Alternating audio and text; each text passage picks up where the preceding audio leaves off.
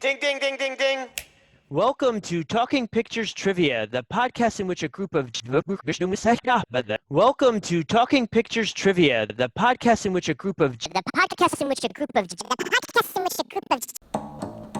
B-side. All right, and welcome back to B-side. I'm Tom here, and today we're going to be discussing THX 1138, George Lucas's first feature-length film from 1971, and the nature of dystopian literature. I am here in my home in Connecticut. I have a lovely double IPA from Beard, which is a nice brewery. I have no idea where they are, but they make lovely IPAs if you are an IPA fanatic. And I would recommend them. They're not sponsoring this show, but I wish they were because it would save me some money. They're a really good brewer. But anyway, moving on to our film today. What I want to talk about with THX and with this idea of dystopian literature is really to give kind of a taxonomy of dystopian literature, what I think is the way we kind of divide it up, and then talk a little bit about the arrival of dystopian literature and nationalism. Okay? And those ideas, how those ideas relate, how this idea of dystopia comes in or is thought of at the same time as nationalism. Okay, and so I'll say this, in film and fiction, we see three types of dystopia. We have the 1984 model, that's George Orwell's 1984, not the year, but George Orwell's 1984, in which the future is shaped totally by repression. We also have the Brave New World model, in which the future is shaped by pleasure. And then lastly, we have the Mad Max model, in which the future is shaped by anarchy. I would say that if you kind of dive into science fiction, you could probably unearth another few models. I am not the most wide-read in science fiction. I'll come up with that up front. But from my experience of dystopian literature, that's really what we see. We see these three models.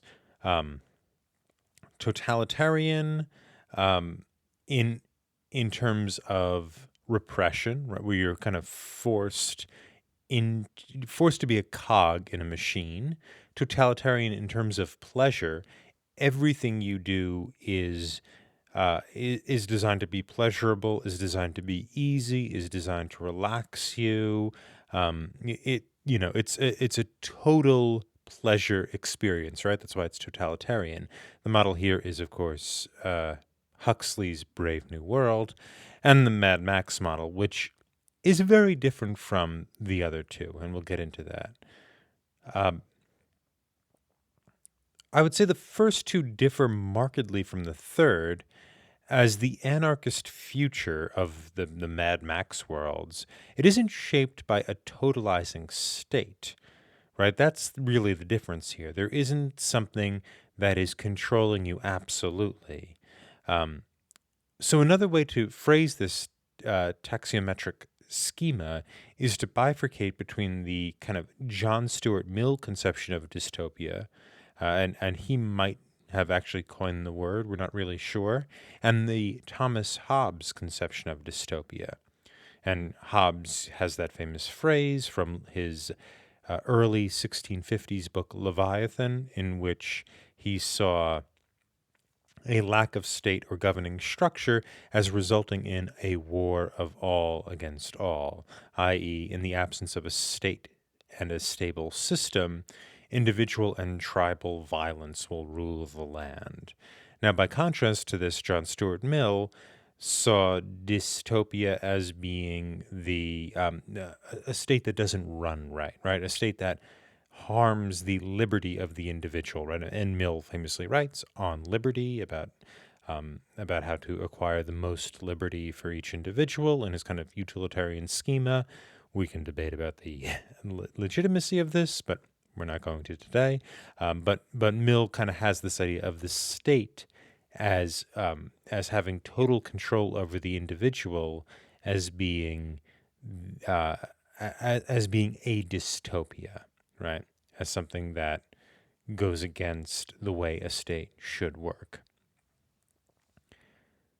The initial theorist of dystopia might very well be Aristotle.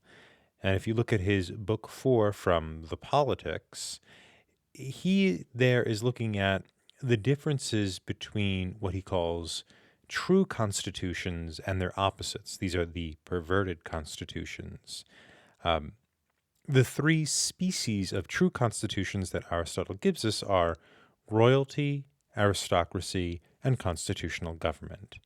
His dystopian alternatives are described as transformations through a perversion.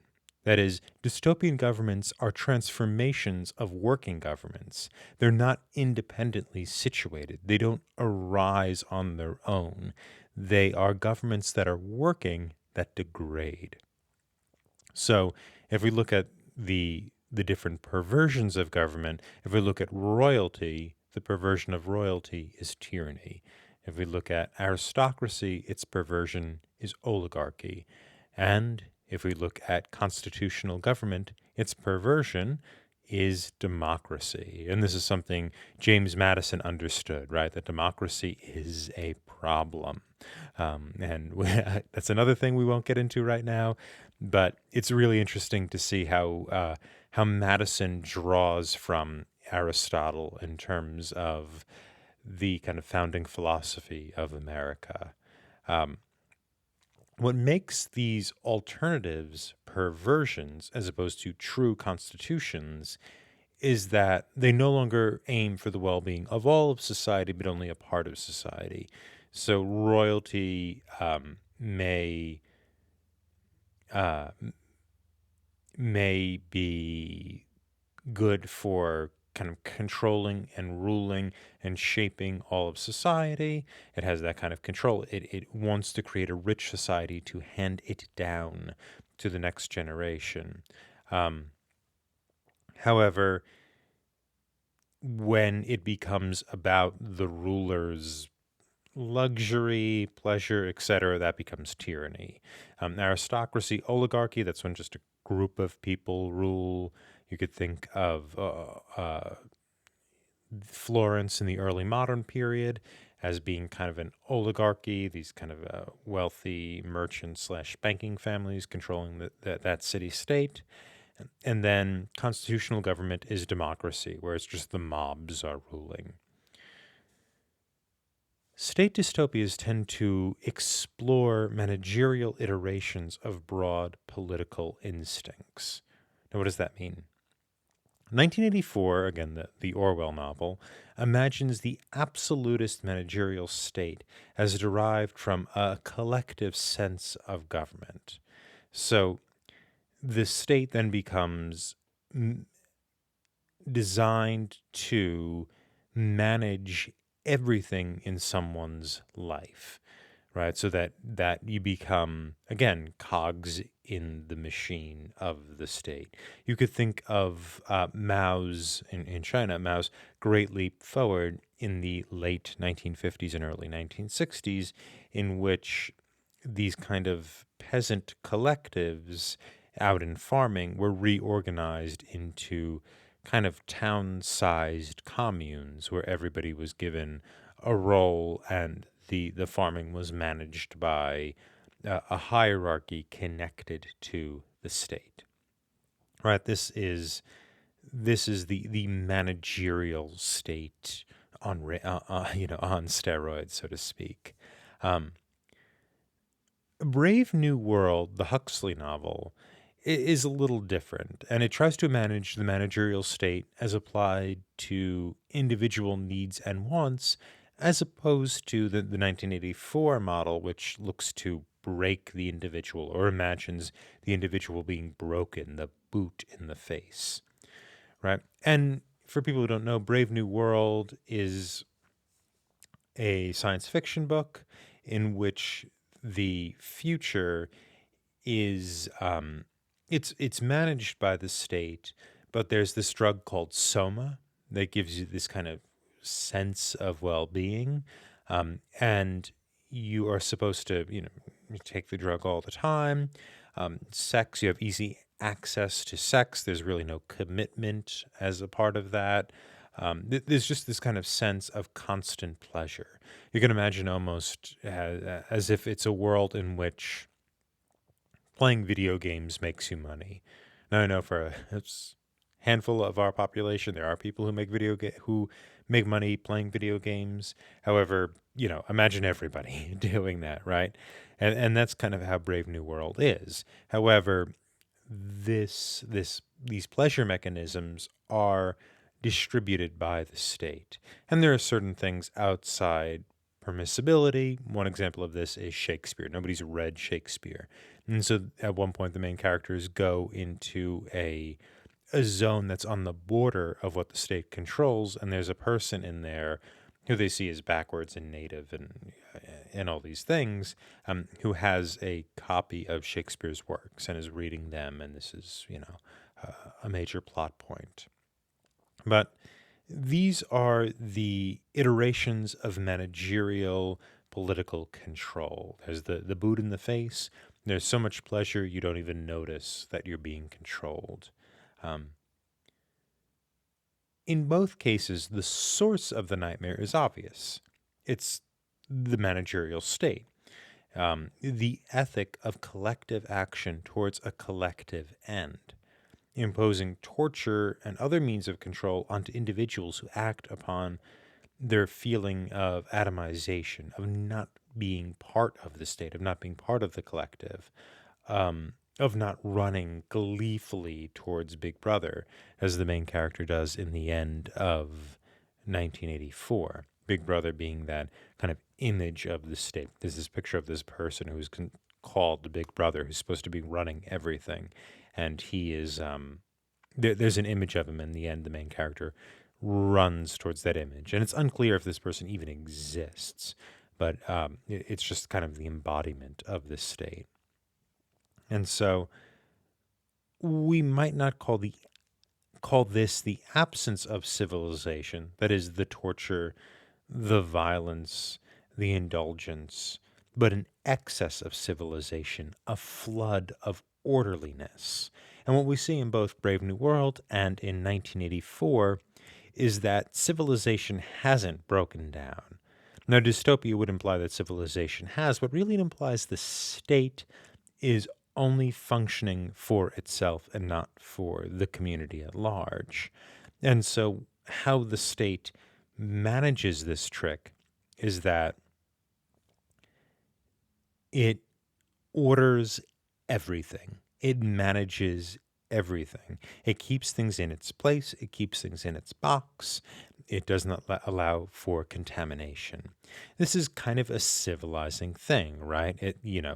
Being overly orderly, being overly conscientious is very, very much an aspect of being civilized, being clean, being neat, being tidy. This all factors in. However, what these books reveal, what this kind of vision or these multiple visions of dystopia reveal, is that an excess of orderliness is a problem, right? An excess of chaos is also a problem. If we look back towards the Mad Max model of dystopia, right, where, people are just wandering around a kind of desert landscape, getting beat up or having their blood taken from them, as we see in Mad Max Fury Road, or whatever. There's a complete lack of civilization. There's just these kind of tribal units that fight each other and have these backwards systems of religion. But its opposite is also dangerous. An excess of orderliness, an excess of civilization is also a problem. Okay. And looking back towards those kind of anarchic dystopias, anarchic, excuse me, it's not taking place in the South Pole. It's anarchic dystopias. They function very differently. And so that kind of neatness, that kind of civilizing categorization, that management is gone. Right? In Mad Max, it's over. In The Walking Dead. The Walking Dead's a great example of this, where you no longer have a functioning state. It has just fallen away, and these different kind of charismatic leaders have taken over. And while these charismatic leaders present a kind of ordering of society, really what allows their leadership to have any kind of purchase on any of the individuals in the show is the absence of order outside of their very, very limited realm of control, right? And so even when we look at, like, let's say the Mad Max world, those films, in the first Mad Max, there's a little bit of order. Mad Max is working for something like a police force at that point. We don't know really where it is. It's probably in Australia somewhere. But by the time we get to Mad Max Fury Road, it's become a complete collection of tribes, right? There isn't anything like a civilization anymore. There's just the remnants of it. And in the categories of the living and the dead in the works of George Romero, or as I said before, the Walking Dead television shows, here we see nodes of civilization. We could see that in the different Walking Dead, in the different George Romero movies. At one point in his third zombie film, I think it's the Day of the Dead. I always get them mixed up, but it's the one with the military compound, right? And in this one, there's a group of military officers who have an underground compound, and they've managed to survive by being inside of this. Because it's underground, the zombies are above ground. They can't really get to them. Eventually they do, not to spoil it.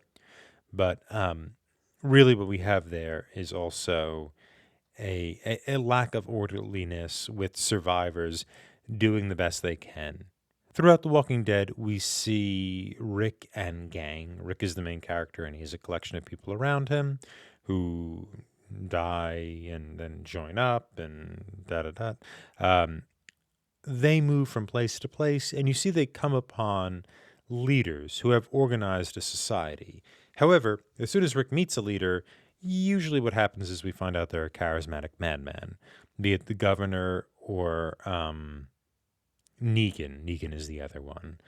And so they're kind of outposts of order, maybe, experiments in government that lack something essential, which eventually themselves evolve into a dangerous survivalist mode of existence. These nodes of governance really don't work.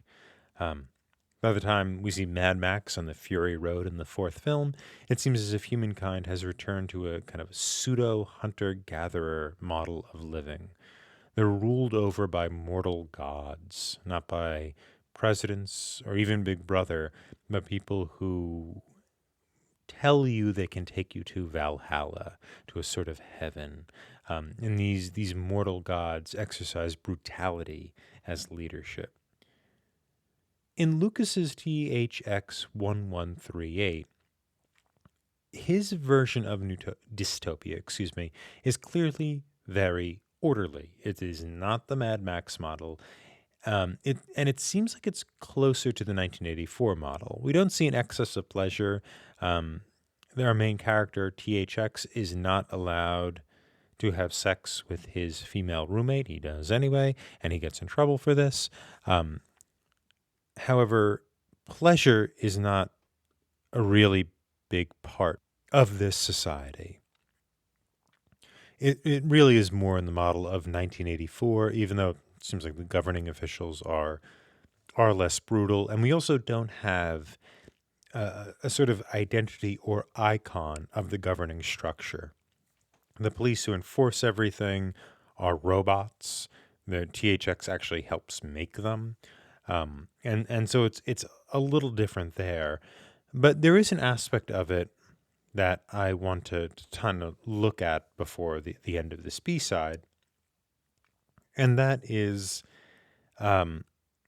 this idea of consumerism as going on in THX. Now, we see at various points, THX goes in and speaks to or has confession with the god Om. Om is a vision, Hans Memling's late 15th century vision of Christ. Excuse me, not vision, painting rather, of Christ. That has been blown up and has become known as Om O, I think. 4 or 5 O's. It doesn't really matter.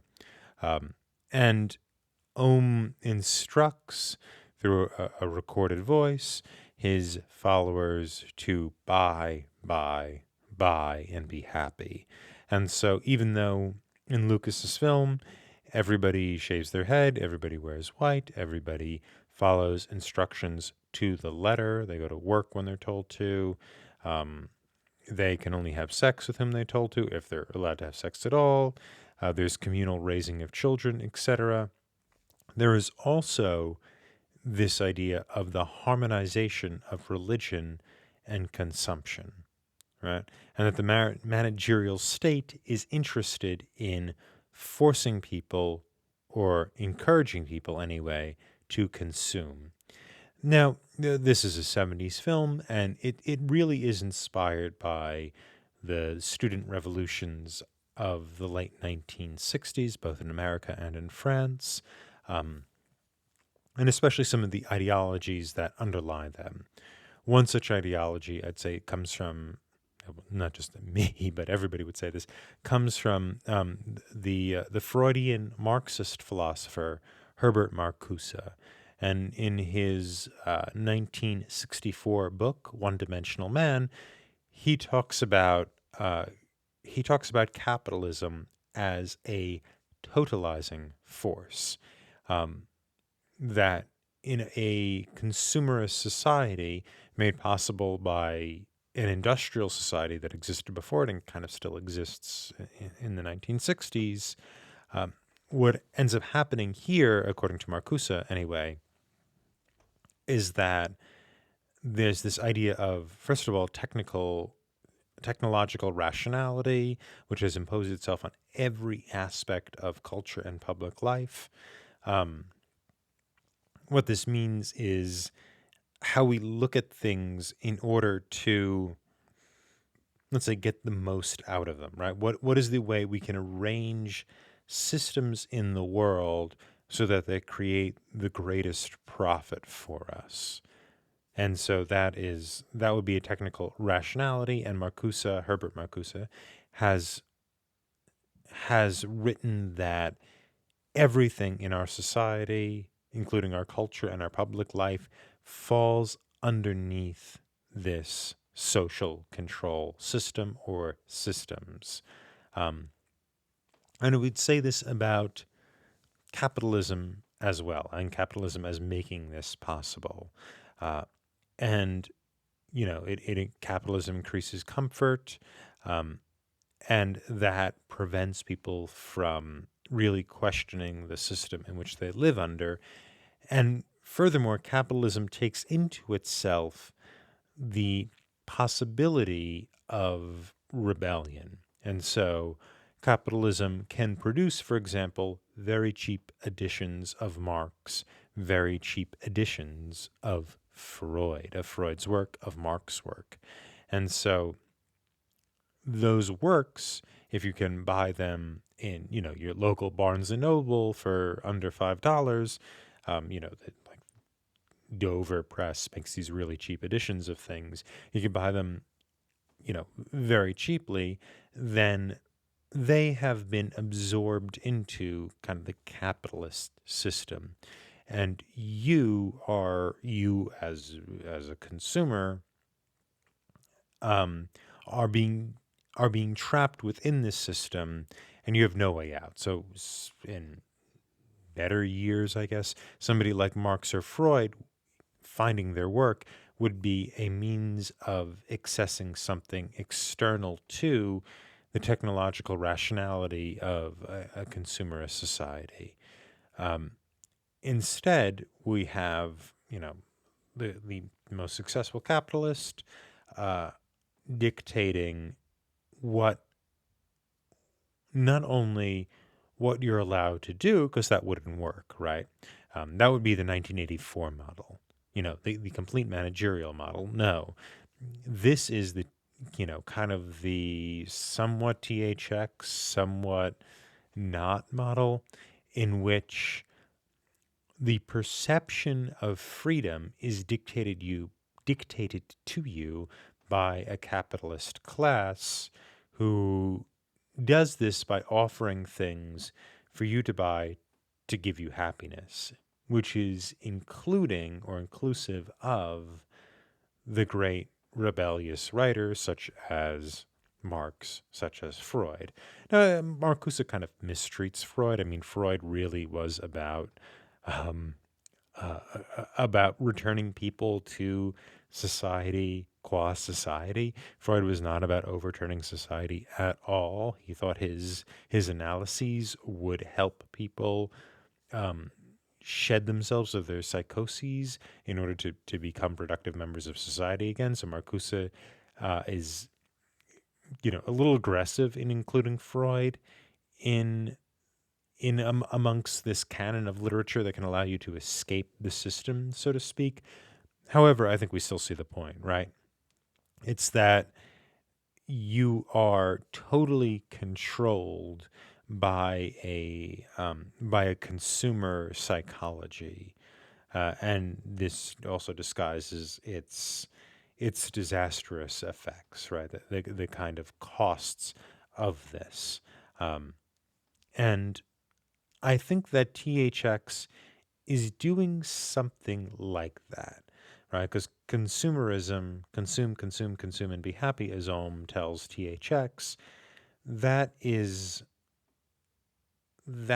seems to be something that would ally with Marcuse and the Frankfurt School, the Frankfurt School being the philosophical school that he was associated with.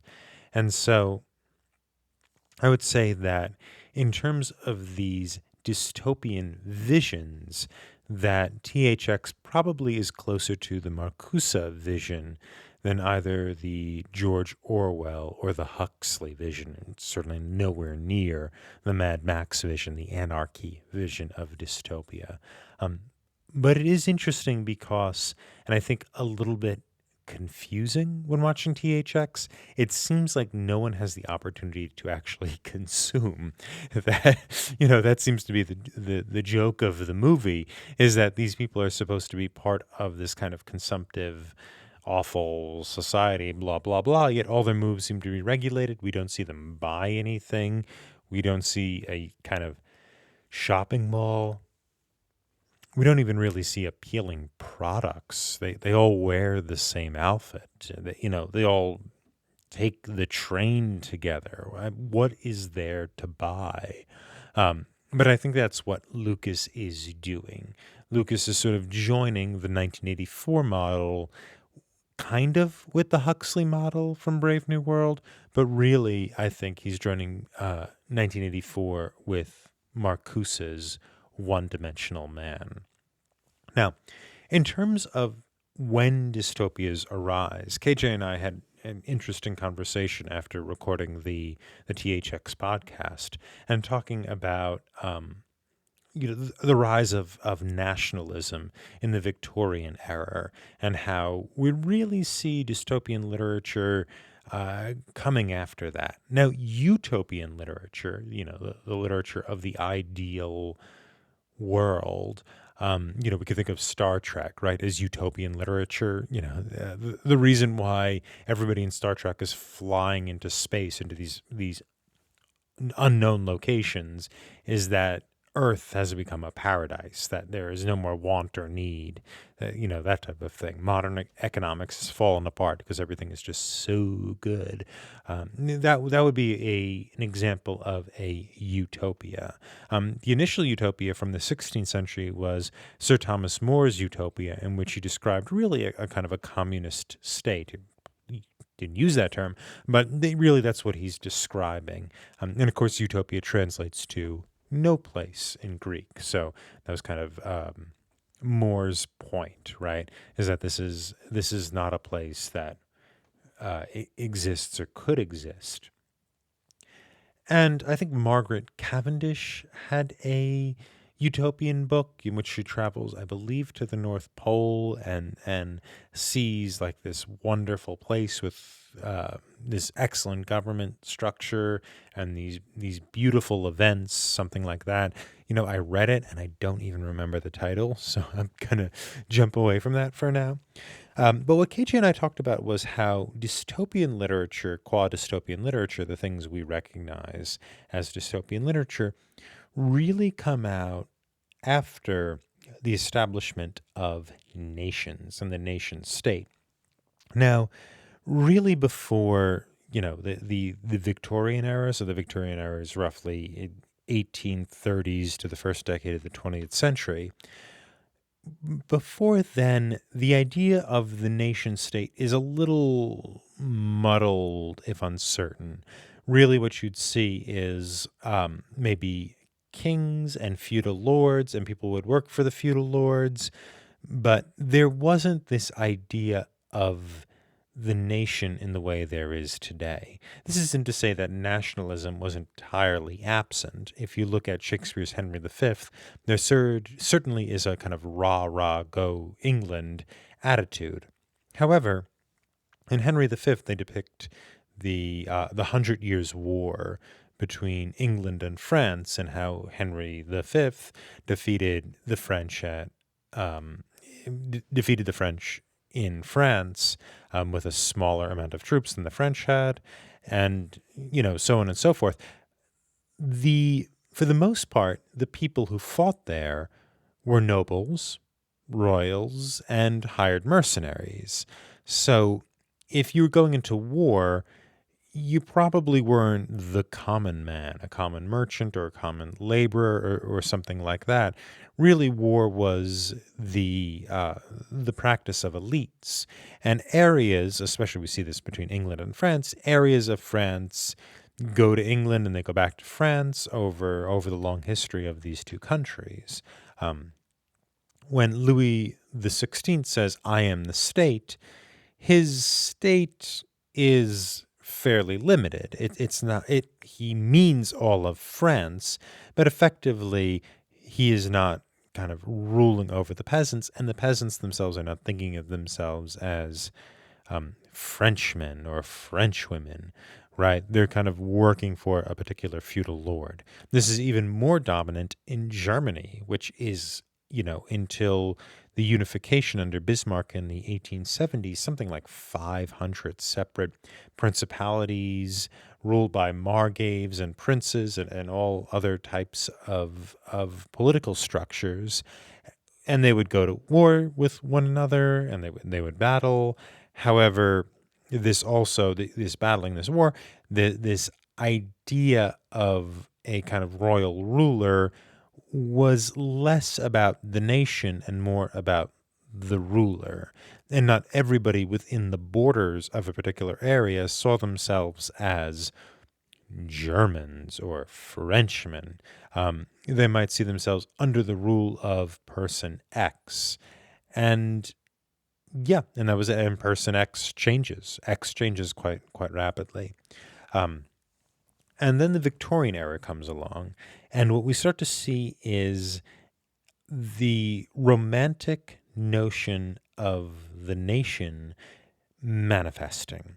And the Romantic era in German and English history is that which comes before the Victorian era. Now, the Victorian era is a British-centric way of looking at things. It's, in the 1830s when Queen Victoria took the throne. But the Romantic era did occurred in a number of places, but in England and in Germany.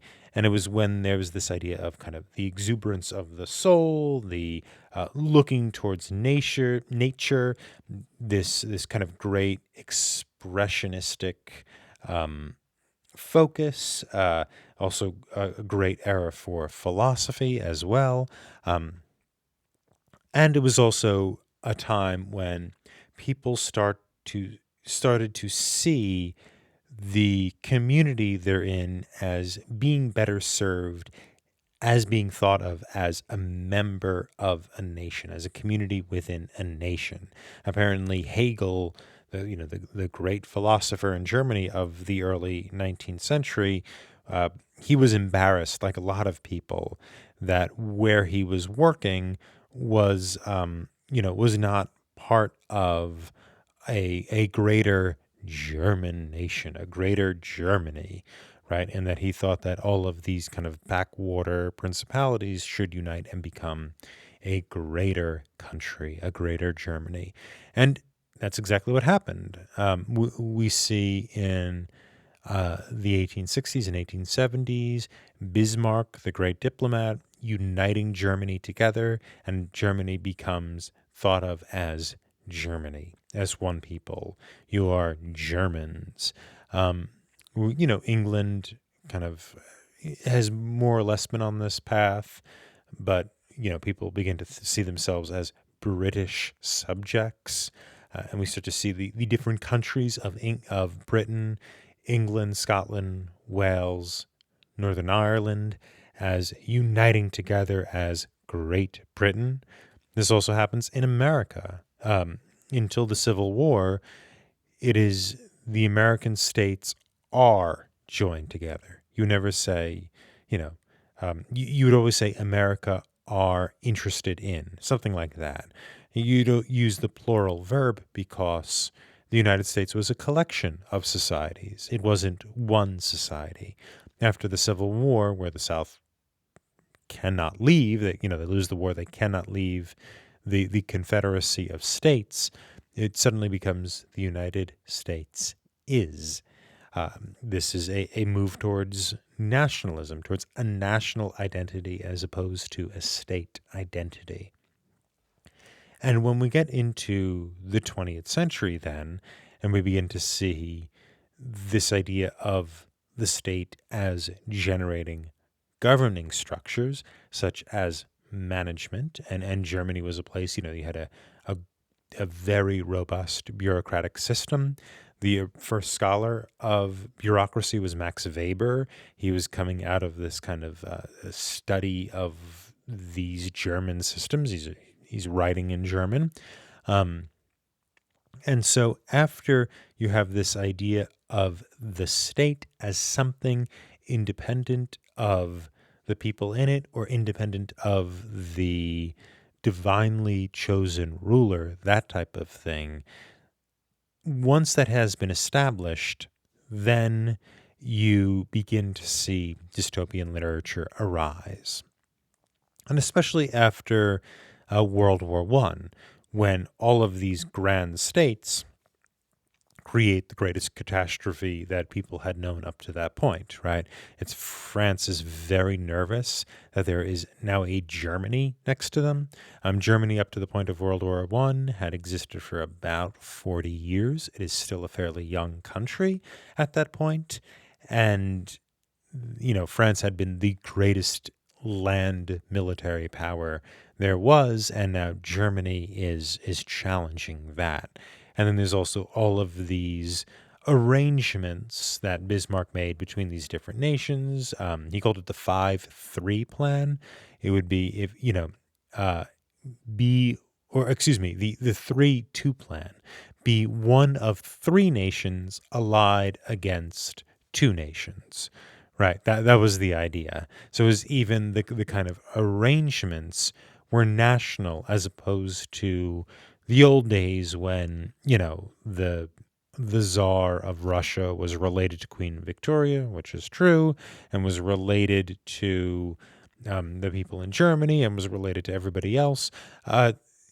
Those kind of family relations get replaced by national contracts. And so it seems like dystopia, that is a contract between nations. And so it seems like dystopia or dystopian literature is not just a recognition of rule, because after all, Louis XVI was a totalitarian leader. Henry VIII in England was a totalitarian leader. Both of these people were the state. What they said went. However, we don't see the kind of totalizing control that the idea of a nation had on everyone. Part of this might be people couldn't really read in France in the 17th century or in England in the 16th century. I mean, that might be a thing. You just couldn't really communicate your propaganda to all of these people. And that might be the reason very much. But once we get into the late 19th and the 20th century, the idea of the state as independent of rulers becomes very much a reality. And I think that a lot of the first two models of dystopia, that is the 1984 and the Brave New World model of dystopia, they are responding to what is a fairly young ideology. That is the ideology of nationalism. What's interesting is that the sort of zombie apocalypse anarchy thing, that really is about how much we really need a governing structure, right? We really need kind of a state.